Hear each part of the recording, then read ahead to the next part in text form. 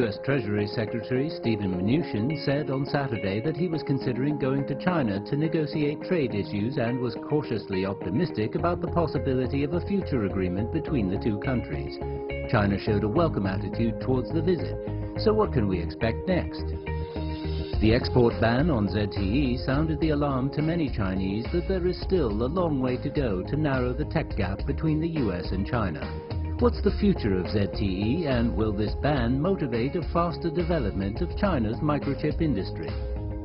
The strategy of keeping a low profile, known as Taoguangyanghui in Chinese, is a political legacy of Deng Xiaoping. China has achieved much under this principle for decades. Now that China is the second biggest economy, is the strategy still applicable to current conditions? Europe has said it will not choose sides between China and the US, and during the International Monetary Fund meeting on Saturday, IMF chief Christine Lagarde warned a trade war could undermine the real driver of global growth. As I told you in the very beginning, growth is currently being driven by more investment than we had seen in the previous years and more trade. So why damage those two engines that are effectively working for growth? How will the rest of the world react to trade tensions? U.S. Treasury Secretary Steven Mnuchin said last Saturday that the trip to China is under consideration, aiming to resolve the differences over trade. And Beijing says that such a trip is welcome.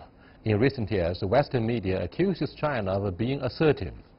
The EU and the US are likely to join hands in calling for further IPR protection. Will sanctions against ZTE be lifted or soft-pedaled through serious negotiations? Meanwhile, an editorial of People's Daily published 6 years ago has triggered an online discussion about whether China is no longer pursuing the low-profile strategy, or so-called Taoguangyanghui in Chinese. To discuss these issues and more, I'm very happy to be joined in the Beijing studio by Mr. Hua Liming, former Chinese ambassador to Iran, Mr. Victor Gaujikai, Vice President of Center for China and Globalization, and Professor Fabio Massimo Parenti from the Italian International Institute Lorenzo de' Medici. That's our topic. This is Dialogue. I'm Yang Rui.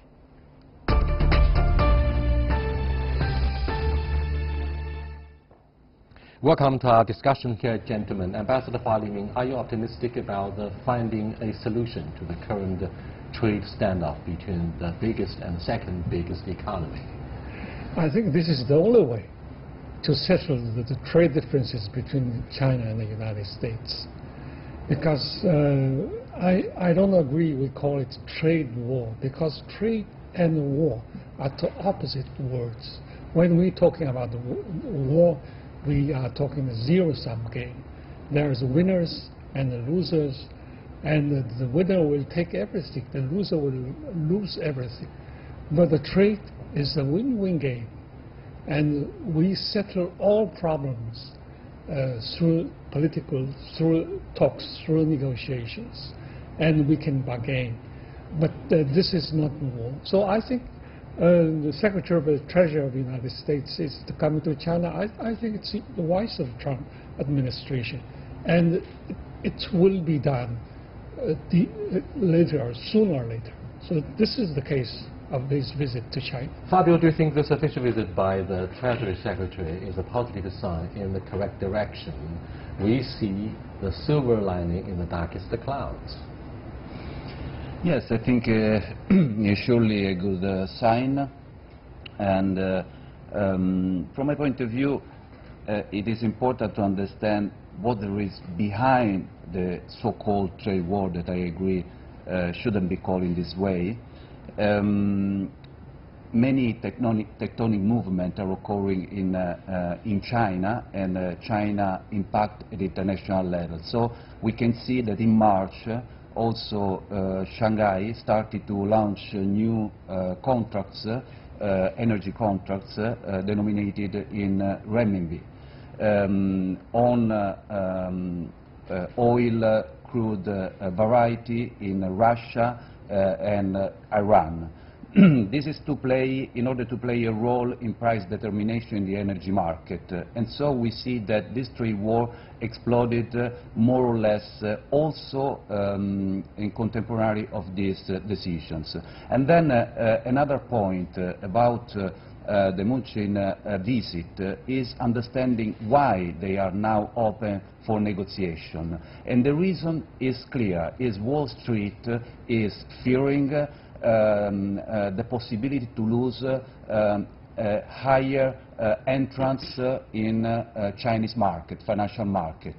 A few billions of trade war are nothing in comparison to 60 trillion of Chinese saving that China would like to open these assets also to foreigners if the other partner are the official open visit to by reciprocity. Secretary of Treasury from the U.S. government is well under consideration, but given the growing mistrust, geoeconomic rivalry between these two biggest economies, are you confident or convinced that a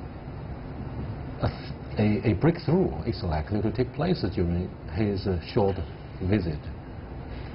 First of all, I tend to disagree a little bit with Ambassador Hua and our Italian panelists. I believe the trade war is already in existence between China and the United States. The trade war does not mean only when companies start to be closed down, for example. Trade war involves the whole process, the preparation for the trade war, the declaration for the trade war, and the fight for the trade war, and eventually maybe truce or cessation of the war. And I think on the American side, definitely there is the intention that they want to declare the war. China does not want to have the war with the United States in trade, but China has already pledged that we need to fight to the end if the trade war is imposed on China. So that's the overall atmosphere. Not only people here in China are worried about it, I think many business interests in the United States are also worried. People in China and the United States are worried. The rest of the world is worried that the two largest economies are on the brink of fighting with each other in trade and probably beyond trade. Now, I think Secretary of Treasury Mnuchin's visit to China will be very important against the background of this imminent trade war.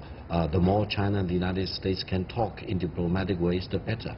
Whether the visit will result in a breakthrough, I do not know. I think the Chinese government officials have already said that China does not want to have an unequal talk with the United States. Any discussion and negotiation need to be equal, on equal footing. China is not going to accept any unilateral conditions imposed by the United States on China. So I hope Secretary Mnuchin will be prepared to deal with China on an equal basis. Whatever trade disputes and problems there are, China and the United States can talk between themselves or bring the disputes to WTO and go through the WTO process.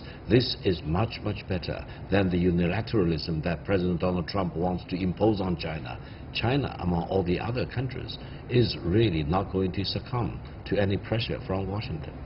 Ambassador Hua, the two sides have been treating accusations about punitive measures to be rolled out against each other. This is what Victor Gao says, trade war clouds are gathering on our doorsteps. So if we cannot thoroughly avert a trade war with the official visit by the Secretary of Treasury, Mr. Mnuchin, then can we possibly minimize the costs? For example, Huawei is said to be put on the blacklist by the U.S. government as well. What do you think of the prospects? It depends on the sincerity of the United States, because I believe China is sincere to the talks, negotiations with the U.S.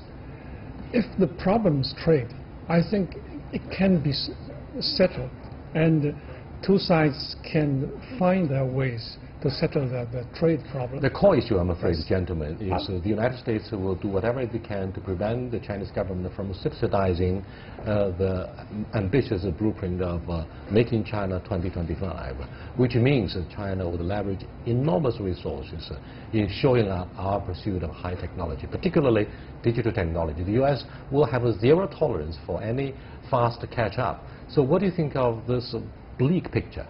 Yes, it depends on the U.S. It sounds like zero-sum game. What is the target of the United States? If the target is just to rebalance the trade between China and the U.S., I think it could be very easy to talk.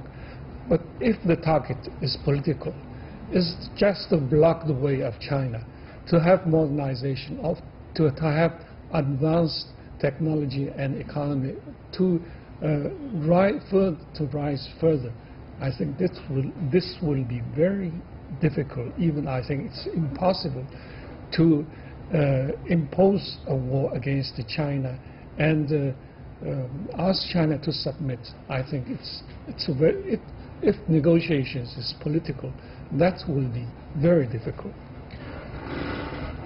People have been debating in a heated manner on the social media here in China that we, or some of us, should take the blame for having triggered the current trade war, in that we should not have been so noisy. We should not have given so much media fanfare about the Belt and Road Initiative. Such a high-profile propaganda, quote-unquote, from the Western media perspective, would do more harm than good about a quiet reconstruction of the flawed world economic order. Therefore, it is in this context, allegedly, overseas observers accuse China of exporting our values, China's mode of development, and therefore, allegedly, these overseas observers, policymakers, and so on and so forth, have good reasons to be brought to the edge of a seat. They have good reasons to be scared, according to the concerns of these observers. So, what do you think of the manner of China's publicity on Belt and Road Initiative and our pursuit of high technology? From my perspective, this is a great question. I would like to write a new book about it, because my point is that China should have a higher voice. It's still too silent. In which sense? The Belt and Road Initiative has been promoted, is going to be implemented, but giving lecture in US or in Mexico, I noticed that young students don't know anything about these huge projects. These huge projects are more known in Europe, in part of Africa, in South America, but I perceive a sort of censorship and block of this information about the new Chinese role in the world, because the world order is already changed. I mentioned before tectonic movement. If you look at figures of global traffic, you can clearly see that now there is a new rebalancing from the Trans-Pacific global traffic that was 52% 20 years ago, and now is 42%, also a little bit less. And in Europe, China was 27% in '95, and now is 40%. So there is a rebalancing. The same movement is managing stock exchange. The amount of stocks managed by frontier finance centers in Asia is increasing and will increase at a very fast pace. This is how the economy has been restructured during the last 30 years, with a huge role of China. And so talking about this Chinese presence that is not with cannon, is not with bomb, but is with values, with investment, with trade, with lots of mistakes, but not so scary from my point of view, respect to other experience of global hegemony. So when you say, let me conclude saying about values, which value we are afraid about? It's a lot easier for the European observer to keep a distance from what's going on between the United States and China, because you are far away. You don't have any geopolitical stakes with China. You only talk about trade and trade itself. However, the United States is afraid that China is catching up so quickly, Yeah. and that its digital true. leadership will soon be replaced. However, Victor, is it too difficult for the second biggest economy to hide the teeth, to keep a low profile at this stage of economic development? We are too big, and size does matter. Therefore, it's impossible to conceal our agenda and not to be ambitious in front of the world media. What do you think of this allegation? I think we can always improve. There is room for improve. China is a big country, no doubt about it. By any measurement, China is an important player on the global stage. But whether, for example, China need to be in the middle of the center stage on the global stage, whether that should be our goal, or whether we should tell the whole world, in addition to telling ourselves that we want to be the most important power in the center of the stage in the world today, that's questionable. I think the better question may be whether I'm the biggest player on the global stage or not. That's another thing. But whether I'm number 2 or number 3 or number 1, I can always make great contribution to mankind. And sometimes it doesn't take the number 1, the largest player on the global stage, to make the greatest contribution. The smaller nations can all make great contributions. Therefore, I think our focus should not be on whether I'm number 1, whether I'm larger than the United States, whether I'm more important than the United States. The better measurement probably could be whether, regardless of my size and weight, I can make great contribution to mankind. And in that way, I think we can convince the United States, you can be number 1 if you want to, but you need to really perform. You really need to generate productivity. You cannot become lazy and low growth, and then you still want to be number 1. Or you want to stop other countries, whether China or India or Japan or Italy, for example, from getting ahead of the United States. Putting America first is not a problem, but you cannot put the rest of the world last and the least, because other countries will not tolerate that. That should be probably a better way of thinking about the world and our relations with the rest of the world today. Now let's take a closer look. Following this reasoning, and sorry, it is really important to move the economic issue on an ideological, cultural level, because yes, it's a question of looking for new cultural exchange in order to reshape the world order, not necessarily according to the past logic of number 1, number 2, number 3, but according to a different way, the new forms of international relations as stated in the Congress documents. Are you suggesting, Fabio, that the United States should respect more the new realities instead of living in the shadow of the last century? Now, exactly. Ambassador Hua Liming, you have a very strong diplomatic background.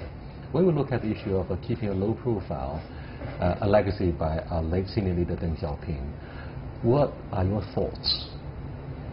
I think that the core of this Deng Xiaoping's thinking is that China is in a stage of primary stage of socialism, as primary stage of social development. Social. It means China is still a developing country, and China is growing fast, but China still is a developing country. So that's why China should keep its low profile. Fabio, do you agree that China remains a developing country? Since the size means we are already the second biggest, yes, and the biggest trading power. We are still developing country? According to some figures, yes. According this is to the catalyst for reality, discussion. No, I think... you don't think so, or yes, you agree? No, no or yes? I disagree. You disagree, yes. You just say you disagree with Ambassador Hua Liming. So please go ahead with your discussion about why China is a developing country, not a developed one. We have a large population and used to suffer big poverty, but still we have millions of people living in poverty. Don't forget that. With all this speed and the growth of the economy, and still we have many things to do at home. So per capita income remains low. Yes. This is the big difference. We have big GDP capacity, but per capita is very low. In China, per capita GDP is $8,000, but in the United States is place in the world. But United States per capita GDP is $50,000 US. So this is the distance between China and the United States, between China and all the developed world. China still has a long way to go. I remember Deng Xiaoping said that 30 years before that to reach the developed world level of the world, China needs time of generations, or dozens of generations, even tens of generations. Maybe tens of generations is a little bit exaggeration, but I believe it takes generations and dozens of generations to catch up or to reach the level of developed countries. China is a highly diverse economy with a group of super rich guys accounting for perhaps 60 to 70% of the income, of the increase of the wealth each year. I mean, I'm not a mathematician or economist. On the other hand,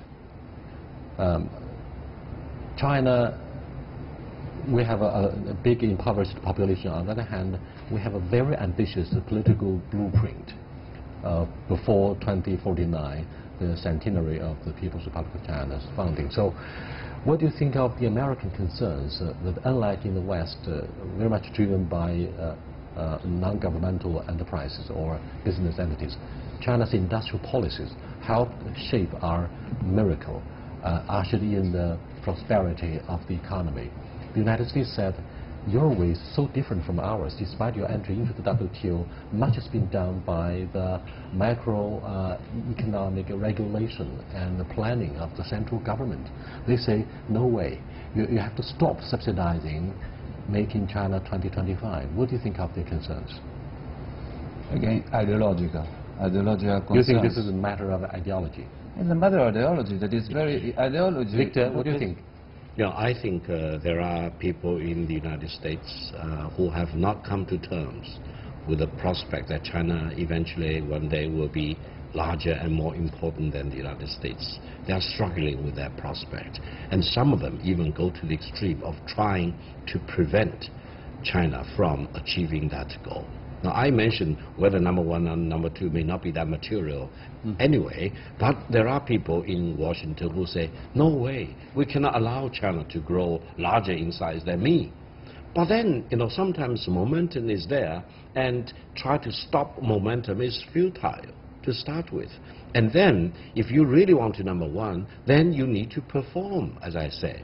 You need to have higher productivity, you need to have higher efficiency, you may need to have higher savings rate, for example. You need to do many, many things right. In other words, Victor, what do you think of the American capability to manage global affairs compared with the past brilliant performance? Is its power declining relatively? Of course. This capability should be shared by emerging markets, not just the G7, but G20 should be there. I think the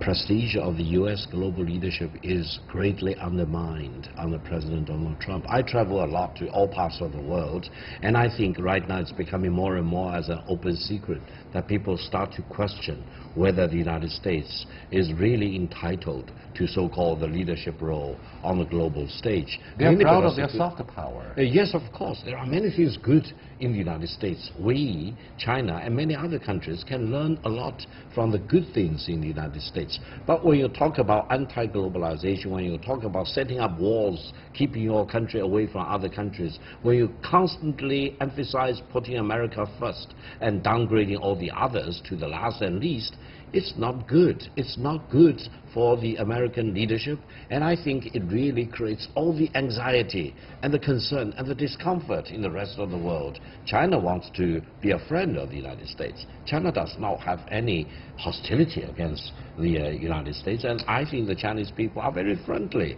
towards the United States. We have no ideology to sell to the United States or any other country in the world. We want to do good business with the rest of the world. Therefore, I think right now mankind is faced with a struggle of China protecting WTO and President Donald Trump of the United States trying to put America on top of WTO. So the choice will be an obvious one for the rest of the world. But it seems the United States also interferes with the business community. They have also rolled out many policies to help with, for example, the military-industrial complex. There are thousands of examples in which the United States government interferes in the affairs of other countries. Just the ways and the modes are different in comparison to the Chinese way to interfere or to influence not only their economies but also their project abroad. But again, the cultural question, I mean also from your point of view opinion, that United States, partially Europe, UK above all, they scare this different cultural approach of China. Yes, because the cultural approach of China is really alternative and can create a consensus in a different way. I think they are against this fact using the economic Yes, remember former US President Barack Obama said the United States is going to lead the world for another 100 years. And again, Hillary Clinton, when he was Secretary of State, she said she will not be happy to see her grandchildren living in a world that the rules of the world written by China. So this is what the ideology of the Americans. So do you think this leadership, if any, between the big and the second biggest economy, the United States and China, is actually a competition for rules? Obama says, unless China follows the rules, it will be its adversary, will be the adversary of the United States. So do you think China should unconditionally follow the rules set forth initially by the West? Now, first of all, over the past 40 years, China has benefited a great deal by integrating itself into the current international order. China has no major problem with living within the current international order. However, no one is in a position to say that the current international order is perfect. There are always imperfections, and there are always rooms for improvement. Victor, let's look at the specific case of the ZTE. Yeah. This state-owned enterprise drew a lot of criticism even from within China, saying you should have followed the regulations since you have violated the law by the United States. Well, the law itself is controversial because it targets Iran. Iran has long been our business partner, but simply the United States likes Iran, and all other business partners should keep a distance from Iran. But that's a very different issue. What do you think of the awareness of following the law and to give a true statement instead of a false statement? Because even some of the Chinese elites and well-educated entrepreneurs and middle class say ZTE should take blame for not following strictly the regulations and laws on contract terms. I think the situation involving ZTE is unfolding as we speak. First of all, for whatever violations that ZTE as a company and its management people have committed, they need to be punished. And in the US system, they already punished ZTE, fining them $900 million, another portion for about $300 million. But I think the United States really overreacted this time, and they performed what we call overkill against ZTE. Now they basically say they want to impose a complete ban of any components that the American companies will sell to ZTE. That will really put ZTE into a shock, or into a comatose, or into instant bankruptcy. So this will really destroy tens of thousands of jobs in China, hundreds of thousands of related jobs in China. All the families probably will be ruined in terms of their fortune, and all the supply chain may be destroyed involving ZTE. ZTE is a big company. So I hope the United States government will treat ZTE as a company for whatever violation, punish them, but don't overkill, don't overpunish. That's the point. Well, the proportion of the American response has been put under severe scrutiny by Chinese netizens. Whether the EU would rather keep a distance or not, we're going to figure out what will happen when Secretary of Treasury Mr. Mnuchin comes to China and talk about the trade disputes. I'll see you next time. Goodbye.